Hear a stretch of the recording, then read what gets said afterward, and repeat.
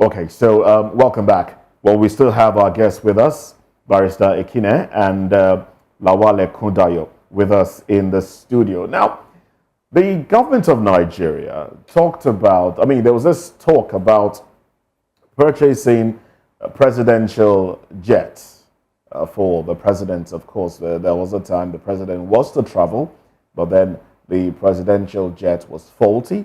It also affected the vice president as he made to travel, and the jet was also faulty. That had to, in fact, it stopped, and they had to use private, another airline to travel, and that in itself is an embarrassing situation for a nation.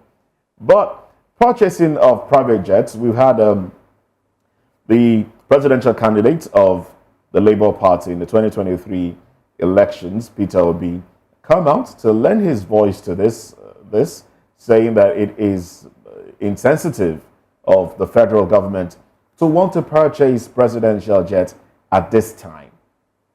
Well, starting off with our studio guest, they talk about purchasing presidential jets for the president. Is this bordering on safety or bordering on waste of resources? How would you target?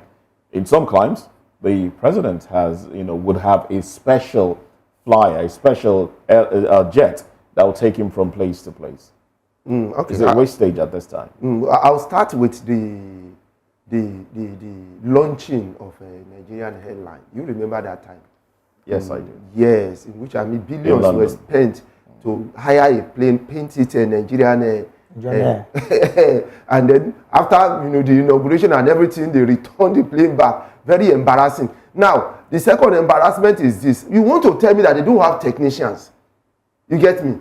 That will have prepared the plane, you get, before the president will board it.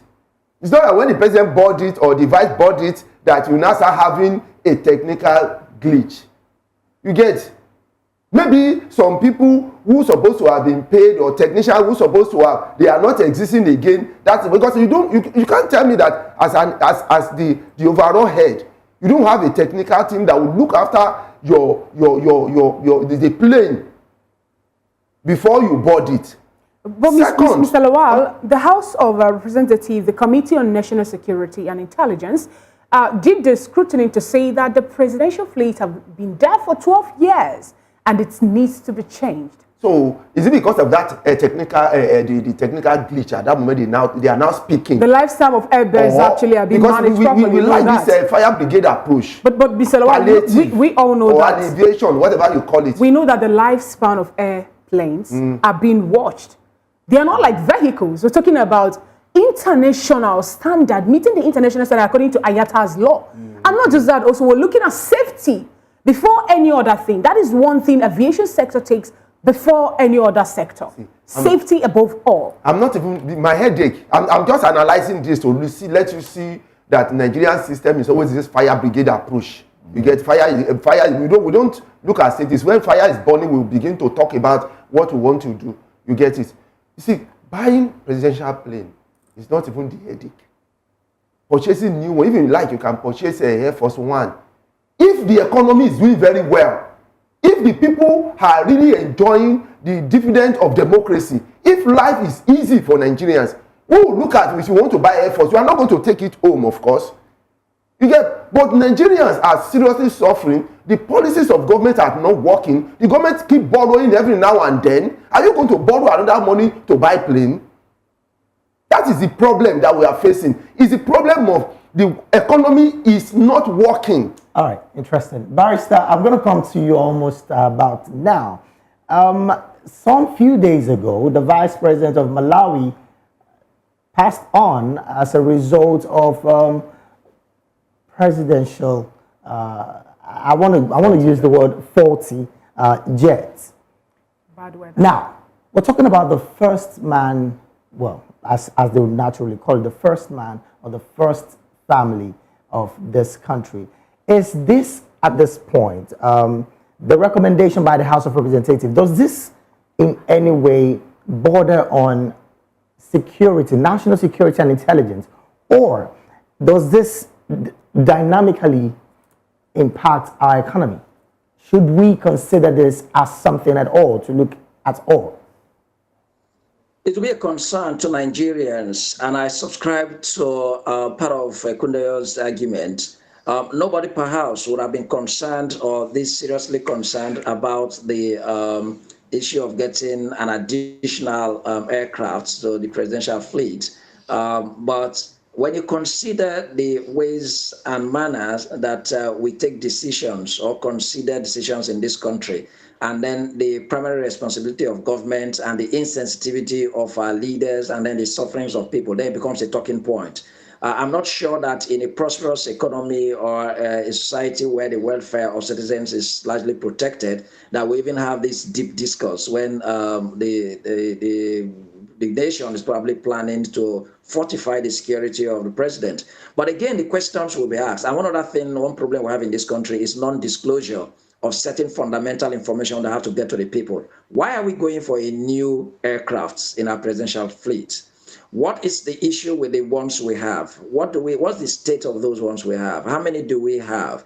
Is there an alternative, at least at the moment? To answer the question, these are the fundamental questions we should ask. To answer the question of how many, research has shown that we have about 10 actually. We have 10. About how many aircrafts in the fleet? Yeah, 10 in the fleet. It's disturbing. 10 aircraft in the presidential fleet? Yes. Even to me as a Nigerian, and as much as we talk and make these interventions on TV and on radio, I never imagined that we have up to 10 aircrafts. And some airlines don't have 10 aircrafts. Some airlines, commercial airlines, don't have up to 10 aircrafts, no matter the size. Well, last one was added 12 years ago. Let's break it down. We have, according to the government, there are 10 aircrafts in the fleet, and they include 2 each of Augusta Westland AW189 and Falcon 7X, as well as 1 each of Bombardier Challenger 605, Boeing Business Jet, Falcon 900, Hawker 4000, Gulfstream G500, and Gulfstream G550. These are very, very peculiar and specific aircrafts that we have in the fleet. So if 3 of them are faulty, what then happens to the other 7? That's the question. Can't Nigerians make good use of the other 7? Can the president, I beg your pardon, make good use of the other 7? And then, sorry to add to that, we recall that the last administration did say that they were going to sell some of these fleets to cut down on the cost of governance. So if 3 is, just like my colleague just mentioned, if 3 of it seem not to be working, what happened to the other 7? So these are the fundamental questions. Like I said, sometimes they would deliberately not disclose some of this very fundamental information because they know that Nigerians are very intelligent and smart that will make analysis and then make our interventions. And otherwise, with all of these, that we have 7 functional aircrafts in the presidential fleet, and we have additional 3 that, like Ekudayo also said, when these 3 were giving indication of any fault, don't we have the mechanics and then the experts and the presidential fleet to be able to fix all of these, the Nigerian Air Force to be able to fix all of these? That's one. Then again, must we procure the proposed aircraft for the president to be able to move? For me, the fundamental answer would be no. Either out of the remaining 7, our president could go somewhere or find an alternative means. How much is it going to cost us in making decisions, even in terms of security? When it comes to their private jets, they fly here and there. And then you've been elected as president of the Federal Republic of Nigeria, and then you want to, for me, I think we should have a rethink with respect to this proposal, especially at the time. Nigeria, and you come and tell us we don't have money, we have to manage our resources, people should cut down their costs, and then at the same time, you are making budgets of stuff that we just, how much do we care about Nigerians indeed? If it were something, where are the CNG buses? You're only thinking about yourself and your security. Do they care about how Nigerians move? Do they care about how Nigerians exist? All right. So for me, I think it's unfortunate, it's disappointing. We should really interrogate. Sorry, let me just make an illustration somewhere. And we were in a studio, and then a guest, one of the guests, as myself, was saying something, and she was like, she was in one of the Scandinavian countries, and she had been there when they had elections. And then Okay, we seem to have a network problem there. Well, quite an unfortunate one. Let's also put this information out there. Isn't it possible? Well, this is a question, actually. Not in it. Well, I'll put the information later. Is it not possible for the president to rent out a jet if he has to travel? I mean, one of the most expensive private jets owned by an individual, in fact, most expensive private jet in Nigeria, is owned by Ojus Okalo, which is the Gulfstream 650. That is a very, very sophisticated private jet. Can't the president rent it, use it, and then, you know, maybe pay him as against buying a private jet? Now, let's not forget that the president jets out today to South Africa, as Ramaphosa is sworn in today. Is sworn in tomorrow, actually. I believe it's the 40 generator. I mean, the 40 aircraft they took out. Yeah, well, he will take one. We don't know. No, is it the 41 or there's a workable one? Because now that we have 3 that are 40, it's like the president cannot fly again because 3 are 40. Now he's flying. That means those 3 that are 40 are not really responsible for this? They are irrelevant. Is it They could have been phased out and reduced to 7. God is trimming it down to 7 for us. Is it the House of Reps Committee on National Security and Intelligence that is recommending the purchase of new aircraft? Are they the ones that we should hold responsible, or who exactly should we hold responsible? I don't even understand. I don't understand. You know, because even I don't think America has up to 10. You get it? I don't think they have up to 10 aircraft as rich as they are. I don't think they have up to 10. Now we have 10, Mr. President, with 10 aircrafts. You get? So are you flying every time? Are you flying every day? Well, isn't the president flying every time as it is? No. Is he flying every day? How many times? So he doesn't sit down in the office. He doesn't do anything in the office. He's to be flying around. Now, this aircraft is for him to fly. And flying is not every day. You still have 7. 3, God is trimming down the excess for us by... It says God. God is trimming down excess for us to 7. Now, the president flew away with another one that is working. So would you just look at, is those 7 enough, or we should trim it down more? You get it? Not to be talking about, we still have to add to it. Another part of the conversation is it, if the president takes a commercial flight, maybe chartered, wouldn't that save us the cost of paying for where the aircraft will stay? The hangar where it stays pending when the president is done with whatever thing he goes to do abroad. Because flying the private jet, you get to pay for the period of time that your airplane stays in a particular place. And that's cost. I mean, that's incurring more costs, don't you think? They may argue that for security reasons, you get it, they can't do that. But that is not even the issue. To have that aircraft is not the issue. What we are looking at is, are we having excess or we are not having enough? Those questions have not been answered. Some argues that some of the aircraft that we have in the fleet of the presidential, flights, some are meant for particular, events, but that is not what I want. Some are meant for particular events, because you cannot take some which is meant for maybe one display and 10, all that it's too much. To go for solidarity visit. Now to you, Barrister Henry Ekine, I am happy you're back. The network have let you come join us again. My question is this. First was the renovation of the Vice Presidential Lodge.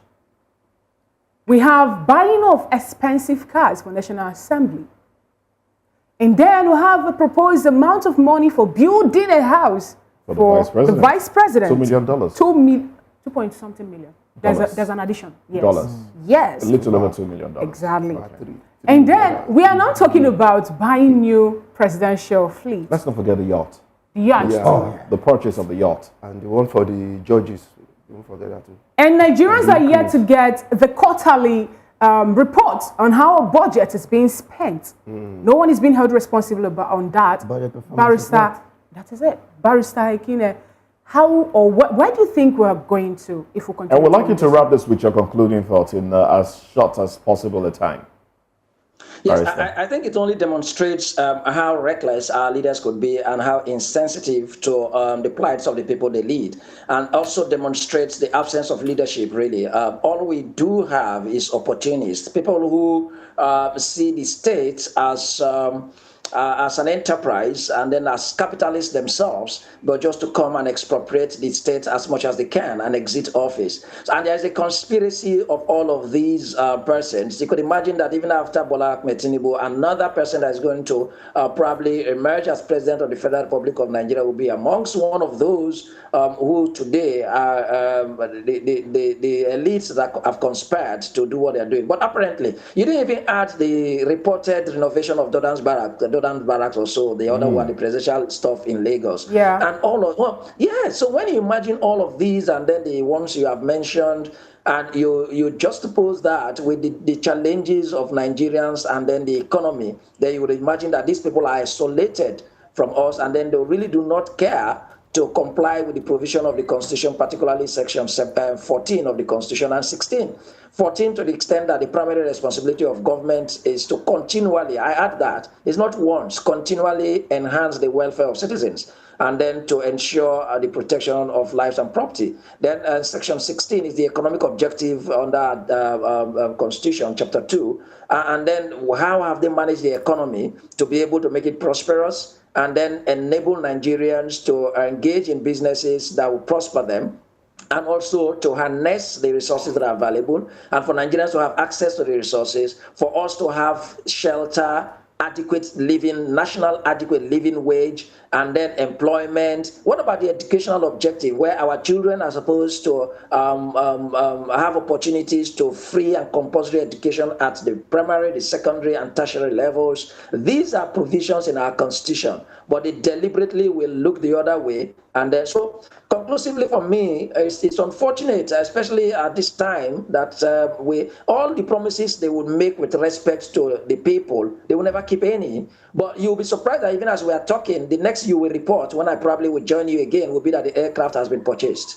And that's going to be a very major one, because the last budget performance report that is yet to be submitted by this administration is yet to be submitted. I'm talking about the last budget, not even this present one. So at this point, what should Nigerians do? Because it's quite disturbing. The last one that we have in our hands was for the last administration, and that's the Buhari administration. What should Nigerians be doing at this point?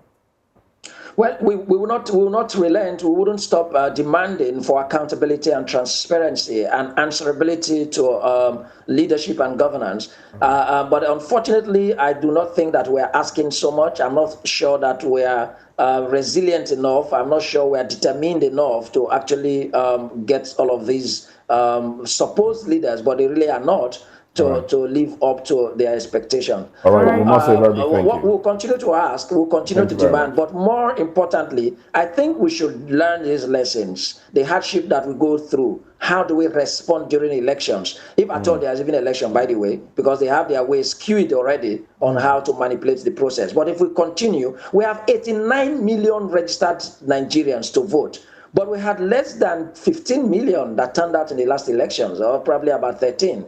That, for me, is a demonstration of indolence by Nigerians. So I think we need to do a whole lot more amongst ourselves. If we do Barrister, we will square up these people. This would be a good place to leave. On their own withdraw from this. This would be a good place to leave the conversation, because we are absolutely out of time.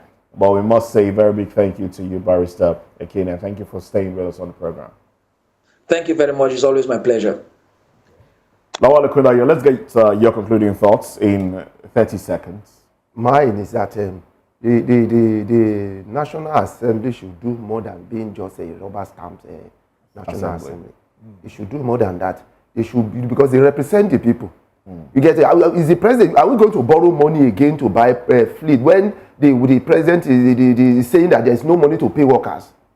And now we are talking about, and where will the money come from? You get it? And another thing is this: the presidential fleet. Is it more? Is 7 not enough? 7 is even more than enough already.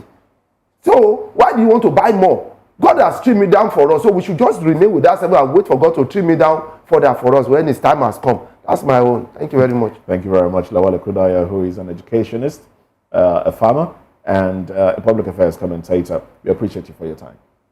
Thank you. We'll take a break now. When we come back, we'll continue with the other aspects of the show. Stay with us.